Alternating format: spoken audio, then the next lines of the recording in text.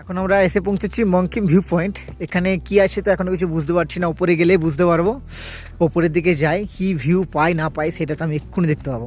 মঙ্কিম view পয়েন্টে এখন এসে পৌঁছেছি। এইখানে দেখি ভিউ পয়েন্টটা কেমন, দেখা যাবে কোথায়।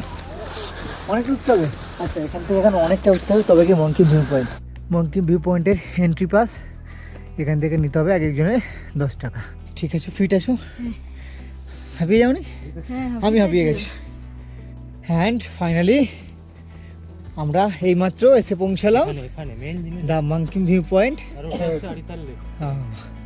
ওটা হচ্ছে আড়িতাল লেক।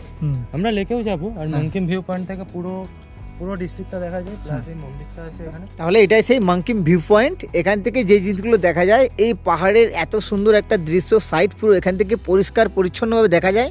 আর সবথেকে বড় এই যে আড়িতাল লেক নিচে রয়েছে, আড়িতাল লেকটা এখান থেকে একদম পরিষ্কার, পুরো লেকটা কিন্তু এখান থেকে দৃশ্যমান।